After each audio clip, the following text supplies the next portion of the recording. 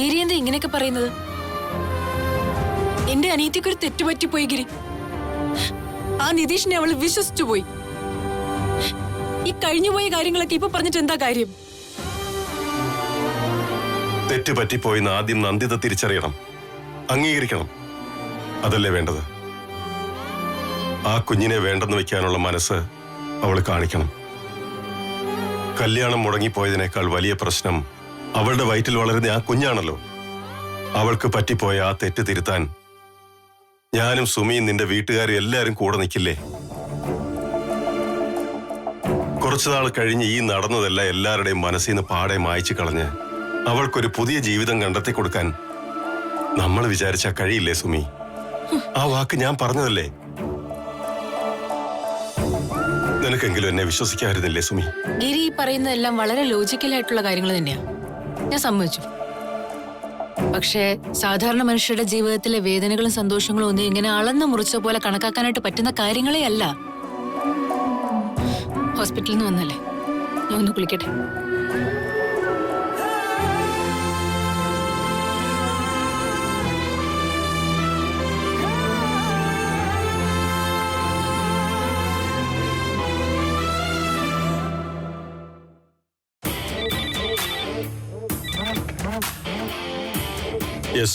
സാറിനെ കാണാൻ ഒരാൾ വന്നിട്ടുണ്ട്. ആരാണ്? അപ്പോയിന്റ്മെന്റ് ഇല്ലാതെ ഒരാളെ എനിക്ക് കാണണ്ട. അത് പിന്നെ സാറിന്റെ ബ്രദർ ഇൻ ലോ.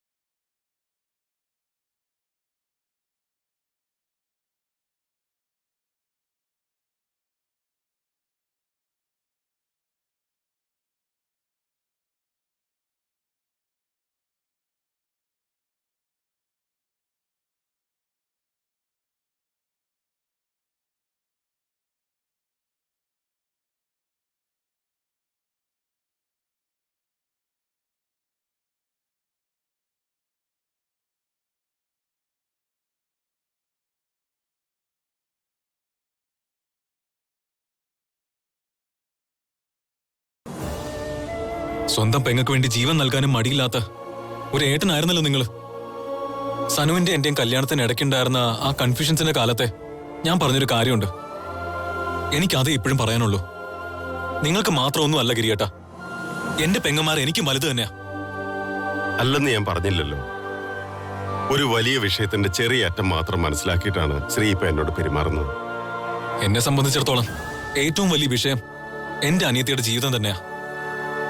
അത് വെച്ചാ നിങ്ങൾ പന്താടുന്നേ? ഒരിക്കലുമല്ല ശ്രീ. നന്ദിതയുടെയും നിതീഷിന്റെയും കാര്യത്തിൽ ഞാൻ അങ്ങനെ ഒരു തീരുമാനം എടുത്തിട്ടുണ്ടെങ്കിൽ അതിന് തക്കതായ കാരണങ്ങളും ഉണ്ടാവും. നന്ദിതയുടെ കാര്യത്തിൽ നിങ്ങൾക്ക് മാത്രമല്ല, സുമിക്കും എനിക്കും ചില ഉത്തരവാദിത്തങ്ങളുണ്ട്. അതൊന്നും മറക്കുന്നയാളല്ല ശ്രീ ഞാൻ. അതൊക്കെ വേണ്ട രീതിയിൽ വേണ്ടതുപോലെ ഞാൻ... അയ്യോ വേണ്ട വേണ്ട, ഇപ്പൊ സഹായിച്ചിടത്തോളൊക്കെ മതി. ഇനി കൂടുതൽ ഉപകാരം ചെയ്ത് ബുദ്ധിമുട്ടിക്കണ്ട. അവളുടെ കാര്യം നോക്കാനേ എനിക്കറിയാം. നിങ്ങളുടെ ഔദാര്യം വേണ്ട. പിന്നെ ഗിരിധരൻ നമ്പ്യാരെ വലിയ ബിസിനസ്മാനും സമ്പന്നനൊക്കെ ആയിരിക്കാം. അതൊക്കെ നിങ്ങളുടെ കയ്യിൽ വെച്ചാൽ മതി. എനിക്ക് എന്ത് ചെയ്യാൻ പറ്റൂന്ന് ഞാൻ കാണിച്ചു തരാം.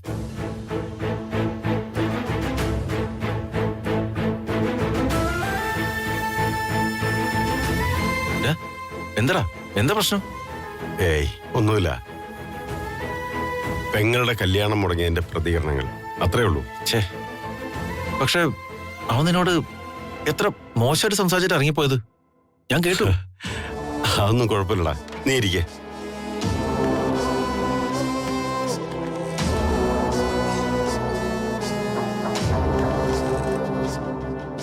എടാ, ശ്രീനീഷ് പറയുന്ന അവന്റെ ഭാഗത്തെ ന്യായങ്ങളാണ് ആകാശേ. അതെനിക്ക് മനസ്സിലാവും. തിരിച്ച് എന്നെയാണ് ആരും മനസ്സിലാക്കാൻ ശ്രമിക്കാത്തത്. മറ്റുള്ളവരുടെ കാഴ്ചപ്പാടിലൂടെ നോക്കിയാൽ ഞാൻ ചെയ്തതൊക്കെ വലിയ ദ്രോഹവും അന്യായവും ആയിരിക്കാം. അതും എനിക്കറിയാം.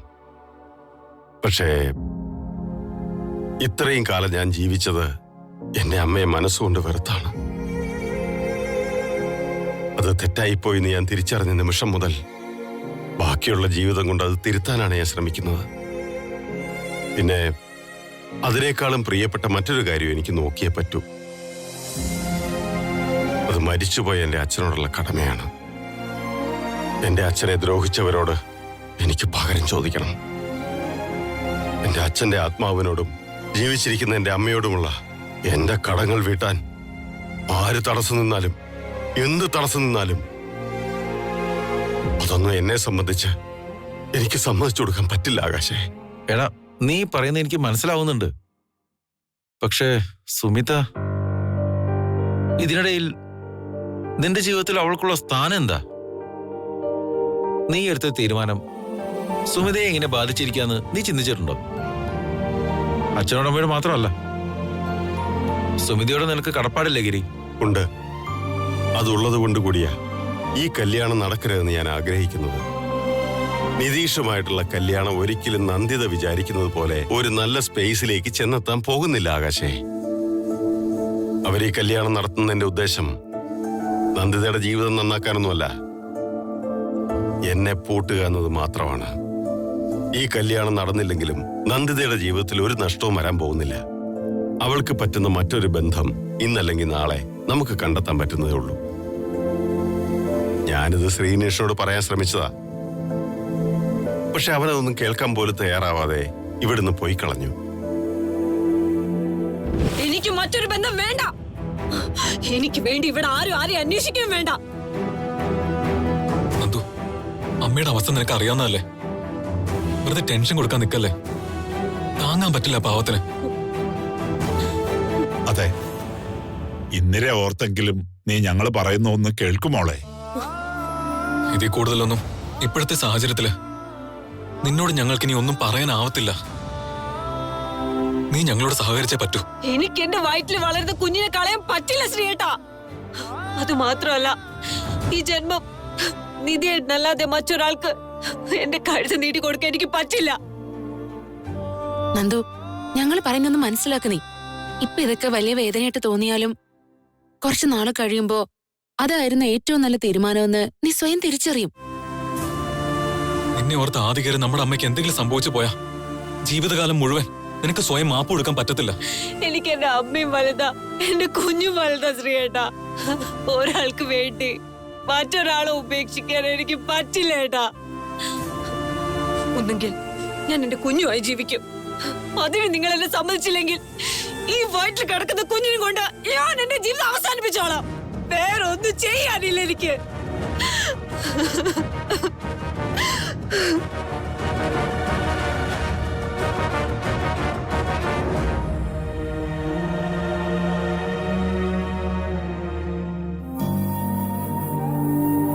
ഇങ്ങനെ ഇരുന്ന് ടെൻഷൻ അടിക്കാതെ നീ ഇതെടുത്ത് കഴിക്കേ.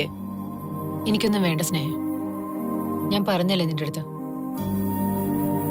അവരെത്താൻ ഇനിയും ധാരാളം സമയമുണ്ട്. നീ ആ കാപ്പിയെങ്കിലും എടുത്ത് കുടിക്കേ. വേണ്ട. ഗിരി എങ്ങനെ പ്രതികരിക്കുന്നോർത്ത് എനിക്കൊരു സമാധാനവും. എങ്ങനെ പ്രതികരിച്ചാൽ എന്താ? നമുക്ക് പറയാനുള്ള കാര്യങ്ങൾ നമുക്ക് പറയണ്ടേ? പറയാനായിട്ട് ഗിരിക്കും ഉണ്ടാവാം, അതെനിക്കറിയാം. ഗിരിയുടെ മനസ്സിനെ മനസ്സിലാക്കാതെയല്ല സ്നേഹ. എങ്കിലും ആ, ഇതാണ് നിങ്ങളുടെ രണ്ടുപേരുടെയും പ്രത്യേകത. അങ്ങോട്ടും ഇങ്ങോട്ടും ഭയങ്കര അണ്ടർസ്റ്റാൻഡിംഗ്. നീ എന്നെ കളിയാക്ക? അയ്യോ, അല്ലല്ല, കാര്യം പറഞ്ഞതാണേ. നിങ്ങൾക്കിടയിലുള്ള സൗന്ദര്യ പിണക്കത്തിലെ പുറമേ ആരെങ്കിലും ഇടപെടുന്നത് വളരെ സൂക്ഷിച്ചു വേണം. കാരണം ഒടുവിൽ നിങ്ങൾ രണ്ടുപേരും കയറി അങ്ങ് ഒന്നാവും. നിങ്ങൾക്ക് വേണ്ടി സംസാരിക്കാൻ വന്നവര് വിഡ്ഢികളാവുകയും ചെയ്യും. അതൊക്കെ ശരിയായിരിക്കാം, പക്ഷെ ഇപ്പോഴത്തെ വിഷയം സൗന്ദര്യപ്പിണക്കല്ലല്ലോ. ആ, അവരെത്തി.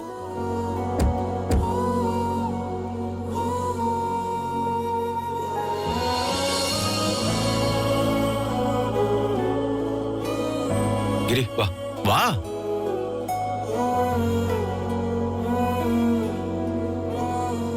ഓൺ ടൈം ആണല്ലോ. നമ്മൾ എപ്പോഴാ ഓൺ ടൈം അല്ലാതിരുന്നത് അല്ലേ ആകാശേ? ആ, വന്ന കാലം നിക്കണ്ട, ഇരിക്ക്. രണ്ടാക്കും ഞാൻ ചായ എടുക്കാം. വേണ്ട, സ്നേഹയ്ക്ക് എന്തോ എന്നോട് സംസാരിക്കാണ്ടെന്ന് ഇവൻ പറഞ്ഞു. പക്ഷെ എന്താണ് കാര്യമെന്ന് എത്ര ചോദിച്ചിട്ടും ഇവൻ പറഞ്ഞതുമില്ല. ഇപ്പൊ മനസ്സിലായി, ഇങ്ങനെ ഒരു പഞ്ചായത്ത് കൂടാനായിരുന്നെങ്കിൽ ഞാൻ ഉറപ്പായിട്ടും വരത്തില്ലായിരുന്നു. നിക്ക്, എന്താടാ സംസാരിക്കാനുണ്ടെന്ന് പറഞ്ഞതേ ഉള്ളതുകൊണ്ട് തന്നെയാ. എന്തായാലും വന്നതല്ലേ, നീ ഇരിക്ക്. ഇവിടെ ഗിരിയുടെ ശത്രുക്കൾ ആരുമില്ല. ഒരു 5 മിനിറ്റ് ഗിരി ഒന്ന് ഇരിക്കേ.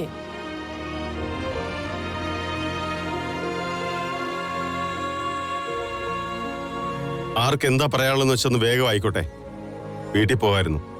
സംസാരിക്കാനുള്ളത് എന്തിനെ കുറിച്ചാണെന്ന് നിനക്ക് മനസ്സിലാക്കി കാണുമെന്ന് എനിക്കറിയാം. ഗിരി, അവരവരുടെ ശരിതെറ്റുകൾ അനുസരിച്ചാണ് എല്ലാവരും പെരുമാറുകയും പ്രവർത്തിക്കുകയൊക്കെ ചെയ്യുന്നത്. അതൊക്കെ സമ്മതിച്ചു. എങ്കിലും എല്ലാ കാര്യങ്ങൾക്കും പൊതുവായ ഒരു ന്യായമില്ലേ? നിതീഷിന്റെയും നന്ദിതയുടെയും കല്യാണത്തിന്റെ വിഷയത്തിലാണ് ഈ ചർച്ചയെങ്കിൽ അത് വേണ്ട. അതുകൊണ്ട് ഒരു പ്രയോജനം ഉണ്ടാകാൻ പോകുന്നില്ല. എന്റെ തീരുമാനം ഞാൻ മാറ്റാനും പോകുന്നില്ല. എടുത്ത തീരുമാനം ശരിയാണെന്ന് ഗിരിക്ക് തോന്നുന്നുണ്ടെങ്കിൽ അത് മാറ്റണ്ട. അതിന് ഞങ്ങൾ ആരും നിർബന്ധിക്കുകയും ചെയ്യില്ല. പക്ഷെ ചില കാര്യങ്ങൾ അറിഞ്ഞും മനസ്സിലാക്കിയും വേണം ഗിരി ആ തീരുമാനം തുടരാൻ. ഒരു പെൺകുഞ്ഞ് ജനിക്കുന്നത് മുതൽ വീട്ടുകാരുടെ മനസ്സിൽ അതൊരു വലിയ ഉത്തരവാദിത്വം തന്നെയാണ്. പ്രത്യേകിച്ച് ഗിരിയുടേതുപോലെ സാമ്പത്തികമായി അത്ര മുന്നോക്കമല്ലാത്ത ഇടത്തരം കുടുംബങ്ങളിൽ. നിന്റെ 2 പെങ്ങന്മാരുടെ കല്യാണം നീ നടത്തിയതല്ലേ ഗിരി? അതെങ്ങാനും അവസാനം മുടങ്ങിപ്പോയിരുന്നെങ്കിൽ നിനക്ക് എന്തു തോന്നുമായിരുന്നു? നീ എങ്ങനെ പ്രതികരിക്കുമായിരുന്നു? അതൊക്കെ എന്തിനാ ഇപ്പൊ ആലോചിക്കുന്നത്?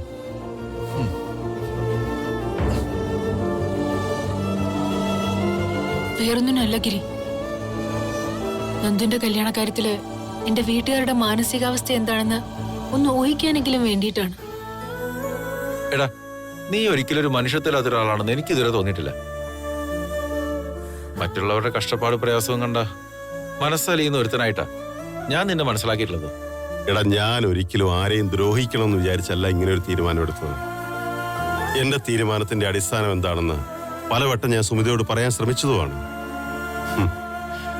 പക്ഷെ അവളുടെ തലയിൽ അത് എന്തുകൊണ്ട് കയറുന്നില്ല എന്ന് എനിക്കിപ്പോഴും മനസ്സിലാവുന്നില്ല.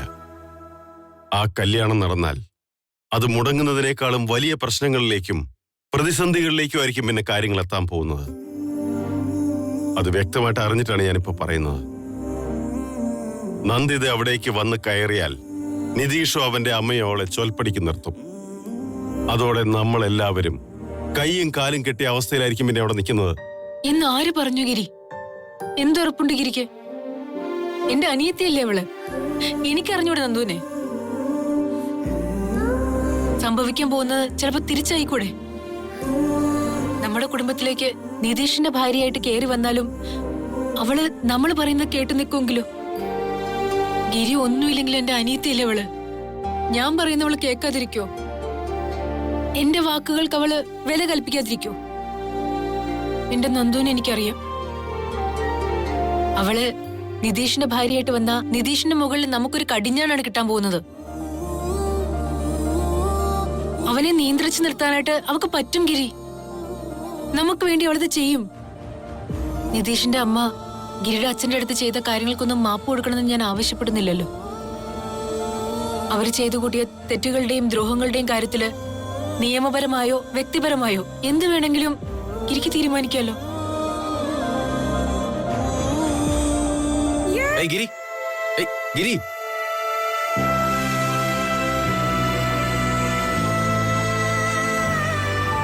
BP നോർമൽ ആയിട്ടുണ്ട്. ഇനിയിപ്പോ ഡിസ്ചാർജ് ചെയ്ത് വീട്ടിൽ പോവാം. ബാക്കി മരുന്നുകൾ വീട്ടിൽ ചെന്ന് കണ്ടിന്യൂ ചെയ്താൽ മതി. വീട്ടിൽ ചെന്നാലും നിങ്ങള് ശ്രദ്ധിക്കേണ്ട ഒരുപാട് കാര്യങ്ങളുണ്ട്. പടി കയറരുത്, ഭാരമുള്ളതൊന്നും എടുക്കരുത്, പിന്നെ ഒരുപാട് ജോലി ചെയ്യരുത്, പണ്ടത്തെ പോലെ ഒരുപാട് ഓടി നടക്കരുത്. ഞാൻ പറഞ്ഞത് മനസ്സിലായോ? പിന്നെ ഭക്ഷണത്തിന്റെ മരുന്നിന്റെ കാര്യത്തിൽ നല്ല ശ്രദ്ധ വേണം. കൊഴുപ്പ് കൂട്ടുന്ന ആഹാര പദാർത്ഥങ്ങൾ പരമാവധി ഒഴിവാക്കണം. പിന്നെ ഒരു 3 മാസം മരുന്ന് കഴിക്കട്ടെ. ഞങ്ങൾ ശ്രദ്ധിച്ചോളാം ഡോക്ടർ.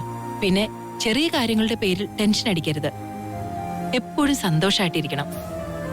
സന്തോഷം എന്നത് എനിക്ക് ഈ ജന്മം വിധിച്ചിട്ടില്ല ഡോക്ടറെ.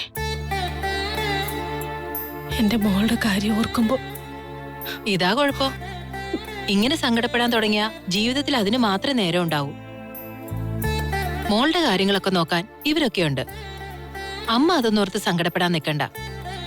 എല്ലാം നല്ല വഴിക്കാവും. ഞാനല്ലേ പറയുന്നേ. സുമിത ഒന്ന് വരൂ.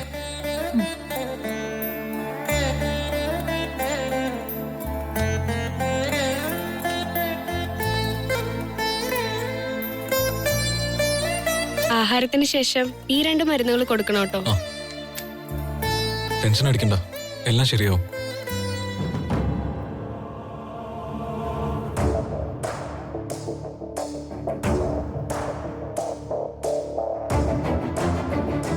ഞാനിപ്പോ അകത്തു വെച്ച് പറഞ്ഞ പോലെയൊന്നും അല്ല കാര്യങ്ങള്. സംഗതി ഇത്തിരി സീരിയസാ. അതുകൊണ്ടാ ഞാൻ സുമിതയോട് മാത്രം സംസാരിക്കാന്ന് വിചാരിച്ചത്. ഇനി അങ്ങോട്ടേക്ക് അമ്മയുടെ കാര്യത്തിൽ നല്ല ശ്രദ്ധ വേണം. അമ്മയുടെ ഹാർട്ടിന്റെ അവസ്ഥ ഞാൻ ഓൾറെഡി പറഞ്ഞതാണല്ലോ. 2 ബ്ലോക്കുകളുണ്ട്. അത് വലിയ അപകടമാണ്. മരുന്നുകൊണ്ട് മാറാവുന്ന ബ്ലോക്കുകളാണത്. പക്ഷേ ആ ബ്ലോക്കുകൾ മാറി സുഖം പ്രാപിക്കുന്നത് വരെ അമ്മയുടെ BP നോർമൽ ആയിരിക്കണം.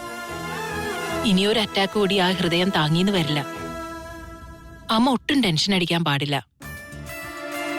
അങ്ങനെ അമ്മയെ സന്തോഷത്തോടെ ഇരുത്തേണ്ടത് നിങ്ങളെ മക്കളുടെ കടമയാണ്. അമ്മയുടെ കാര്യങ്ങളെല്ലാം ഇപ്പൊ നോക്കുന്ന അച്ഛനാ. ഞാൻ ഈ കാര്യങ്ങൾ